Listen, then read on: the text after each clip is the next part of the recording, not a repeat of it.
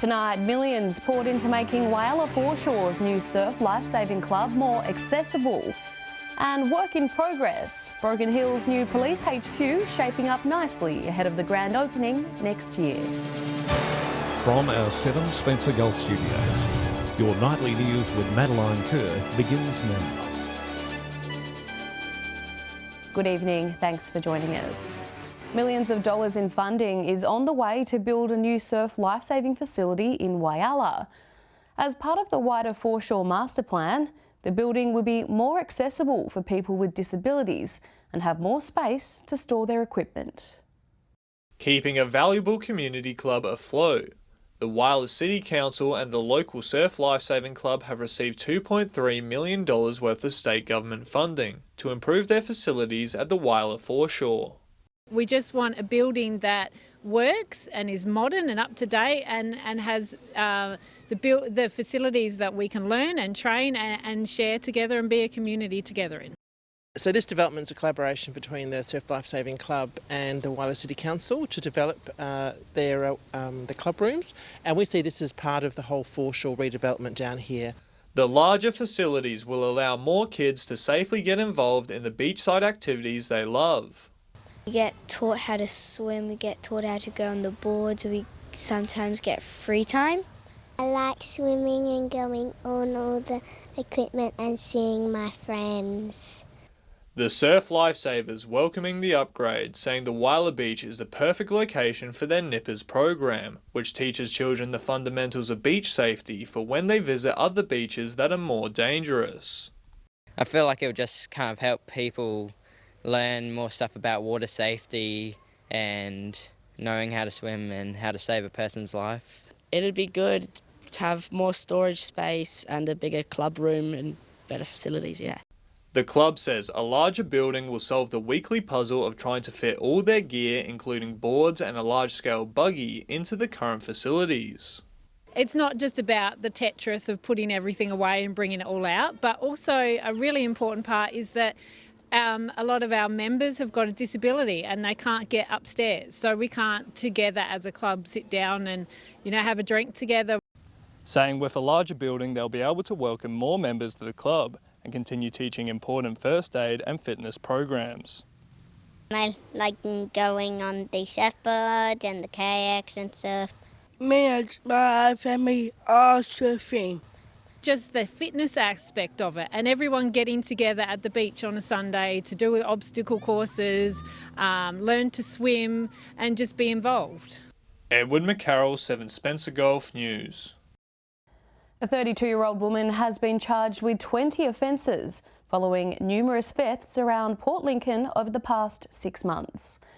Officers caught up with the woman in the early hours of yesterday morning, charging her with 8 counts of theft, 8 counts of deception, 2 counts of unlawful possession and 2 counts of providing false details. It will be alleged the offences have been occurring since January this year and were undertaken at various stores and businesses across Port Lincoln. She was refused bail to appear in court today. A breakthrough survey has been conducted by the Eyre Peninsula Landscape Board, which looks into the endangered hooded plover bird and their movements over winter. Along with volunteers, the board monitored the species to see where they go during the cooler months in preparation for their breeding season in summer.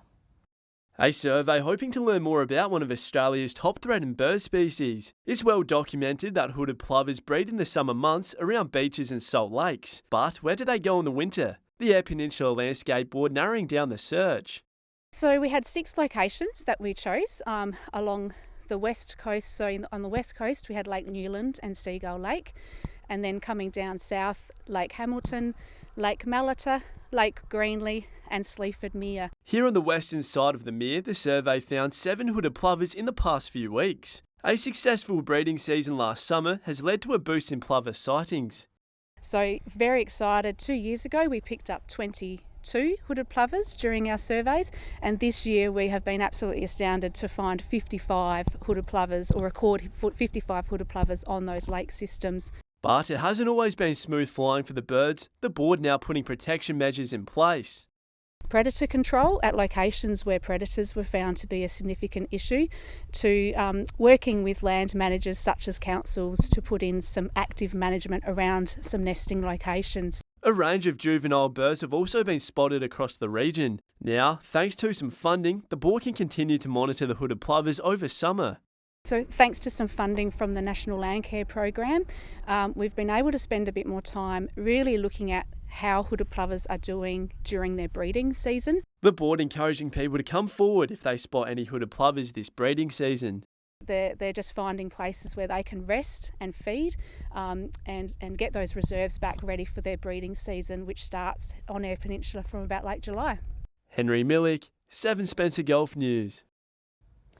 Though it's had some delays, Broken Hill's new police station is coming along rather nicely. The building is expected to be finished in October or November, with the grand opening set for early next year. From this to this. Broken Hill's new police station is almost ready, and officers can't wait to move into their new headquarters. I just can't tell you how exciting it is to have such a state-of-the-art policing facility being brought to Western New South Wales.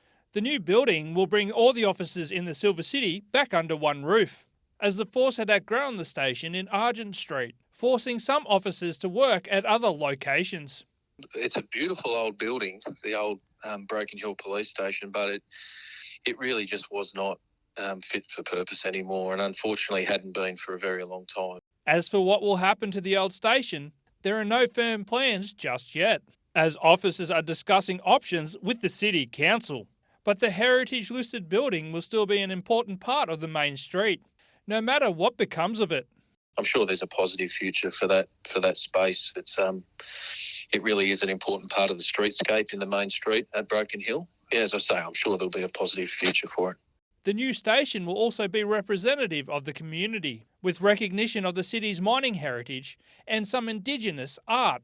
It's going to be a modern building. It's not going to be just a new government box, quick build. It's an interesting building to look at with some architectural features. Joshua Mercer, 7 Spencer Golf News. Still to come tonight, the Earth opens up at Moonta Mines. And taking a chance on a sea change, we meet the new manager at Lincoln Grove Retirement Village.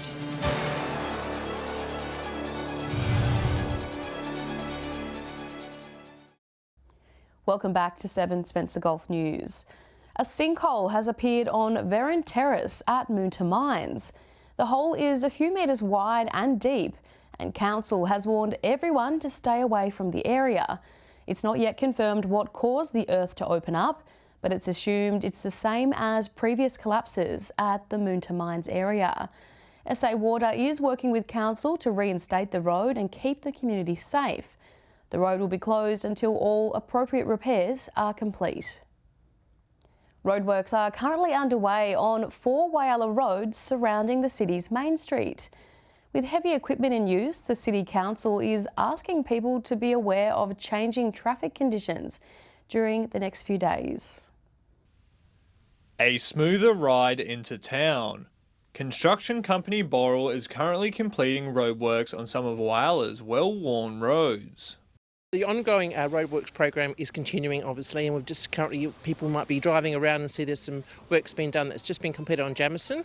The roadworks are in their final stages, with Veron Terrace, Wall Street, Jameson Street and Darling Terrace's road surfaces now looking up to scratch.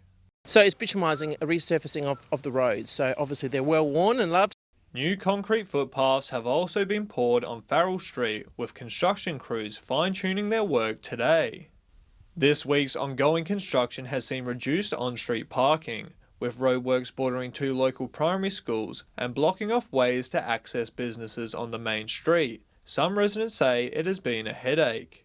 It's really important that this program is underway. As I said, it's a 3-year program, and we've got a lot of roads in Wayala, so it does take time. The Mayor saying she is thankful for the community's patience, adding the works are a necessity to deliver safe driving conditions. It's really important that when they're occurring that the public do take care and drive safely around all the people that might be working on the roads. It is expected that the works will be completed by the end of the weekend. Edward McCarroll, 7 Spencer Golf News. Lincoln Grove Retirement Village will now have a new face at the helm. Angela Krennick is stepping in as the manager of the retirement community in Port Lincoln and is looking to make her mark within the aged care sector. One of Port Lincoln's most prestigious retirement villages is getting some extra help. Angela Krennick will now take on the role as village manager and hopes to make some positive impacts. Yes, I'm settling in really well. Got a great team of carers and staff, and yeah, we're just all getting to know each other and building the bonds of trust and friendship to work forward. Angela comes from a well-versed background in property management. After successfully managing a retirement village on the Gold Coast, Miss Krennick has returned to Port Lincoln to be closer with her mother. My mum's 87 and she's lived in Port Lincoln for the last 25 years. And 87, she's very independent, like me, and still lives and cooks and all of that. The village holding social and educational forums for its residents. We had Alex from the Port Lincoln Police Department coming up, and she did a bit of a chat about scams and that, because being the end of the financial year and tax, so there's a lot of scams going around at the moment. Lincoln Grove now holds 24 one-bedroom apartments and 82 two-bedroom apartments. Angela is excited to get to know the residents and work with the team. I'm absolutely loving it. It is a bit of a challenge, but that's what I came for. The residents have made me feel very welcome. We've got a lovely community up here. Henry Millick, 7 Spencer Golf News. Stay with us after the break. Almost there. We check in with the Rotarians cycling across the Nullarbor as they approach the finish line. And after 2.5 years resting the vocal cords, the Broken Hill Philharmonic Choir set to perform on Sunday.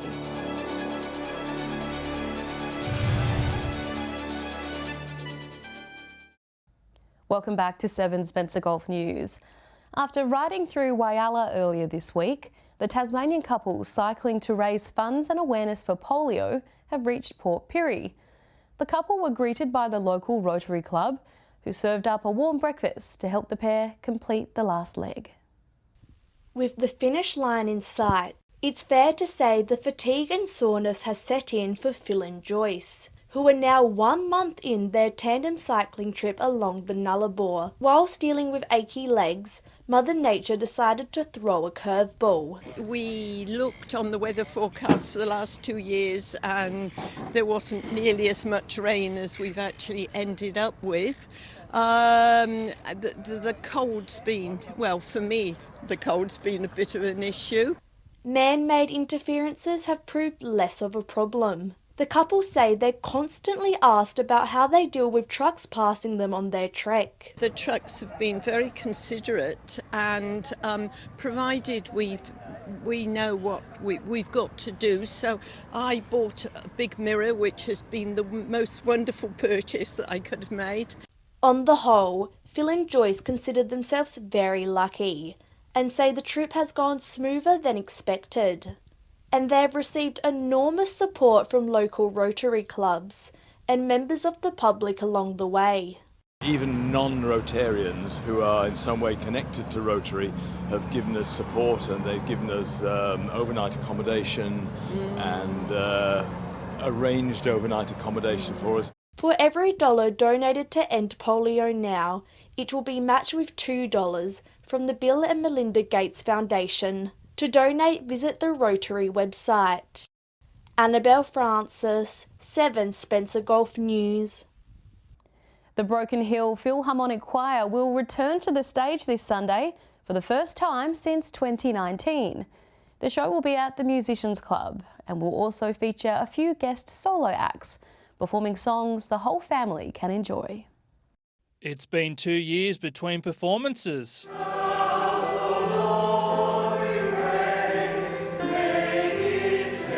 And while the choir had tried to get back up and sing, they would be hamstrung by COVID restrictions time and time again. Had little periods where we managed to do a few rehearsals here and there, and then the restrictions had clamped down again and we'd be back in our lounge rooms on Monday nights. Unfortunately, over those 2 years, they have lost some members. But they're hopeful for a comeback story, with new singers welcome. Some have got a little bit older and decided not to come back. Some we're still trying to chase down and get them to come back. And we're always open to new members. They have been working hard in the lead up to the much anticipated concert, with plenty of fun in store for all those in attendance. We've gone on the theme of hope for a new horizon after what we've all been through over the last couple of years. We'd love to have that looking forward focus. The performers are also hoping there'll be a few familiar faces in the crowd. We hope that all our old patrons will come back and come and maybe have lunch at the club and then come in and listen to the concert. That would be great. There will be plenty of songs that people of all ages will know, and it might even get some up and dancing in the aisles. The concert starts at 2 p.m. in the auditorium at the Musicians Club. Joshua Mercer, 7 Spencer Golf News. Stay with us after the break. We'll have a preview of this weekend's local footy action and all the weekend weather with Alex Sykes.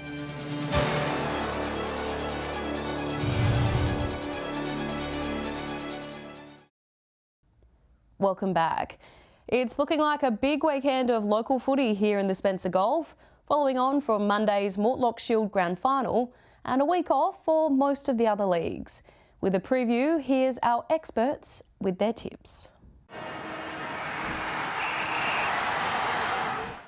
Welcome back to Wayala football after the interleague break and a successful win there to the Wayala Football League, but normal games resume. Saturday at Bennett Oval, it's West Wayala versus Central Wayala, the annual Marin as a Party Shield game, so there'll be a big crowd, reunion matches for premiership teams for West Wayala, but I've got a feeling Centrals are going to spoil their parade and the Roosters should have a win. Saturday's game at Memorial Oval, it's Roona Bay versus South Wayala. Really can't see how South are going to get close here. Big win to the Bays. And finally, on Sunday at Bennett Oval, it's North Wayala versus Rapina. Last roll of the dice for the Magpies. They must win this if they want to play finals, but I've got a feeling it's going to be Roos.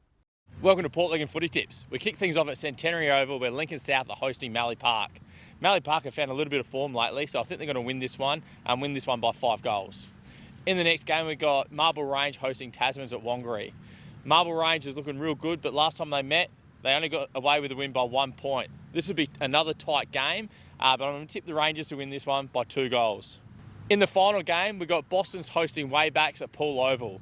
Waybacks are struggling with a little bit of form lately, so they're going to look for a big win. I think they're going to get it and win this one big. I'm tipping them to win by 8 goals.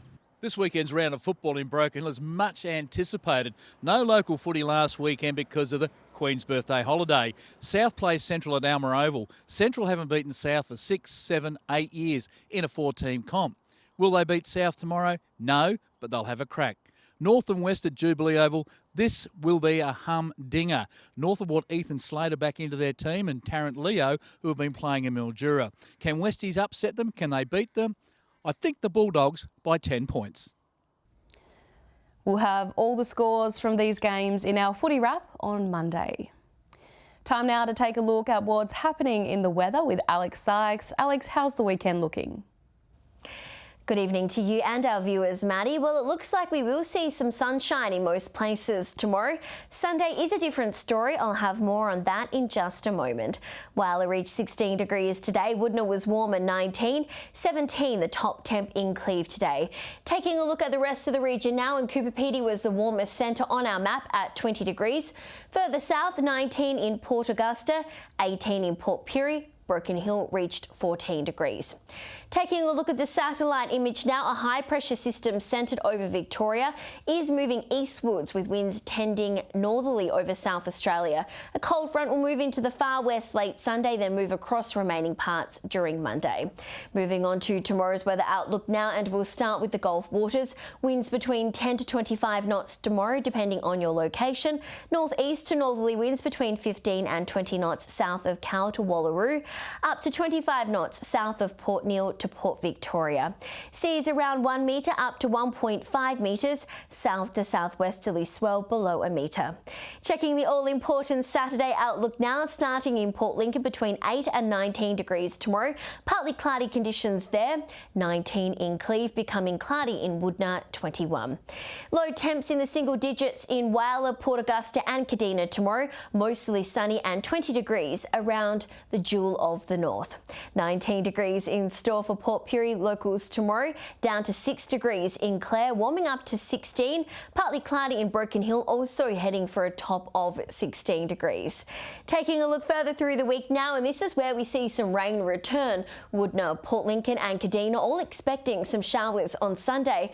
It's not going to be freezing though, top temps in the mid to late teens, even early 20s. Moving on to Monday's outlook now, and we can see some more of the cloud icons change to showers. Rain is expected around in Port Augusta, Wayala, Port Pirie and in the capital. Cooper Pedy and Broken Hill bucking the trend with partly cloudy conditions forecast. And just briefly taking a look at Tuesday's weather map now, showers look to be clearing up in parts of the upper Spencer Gulf, 17 in Woodner and Wayala, 18 in Port Augusta. So not a bad weekend at all, Maddie. Enjoy the pockets of sunshine while you can. That's all the weather from me for tonight. I'll have an update a little later. It's back to you. Thanks for that, Alex. And that's the local news this Friday. I'm Madeline Kerr. Thanks for joining us. I'll have updates a little later, but until then, enjoy your evening and your weekend. Good night.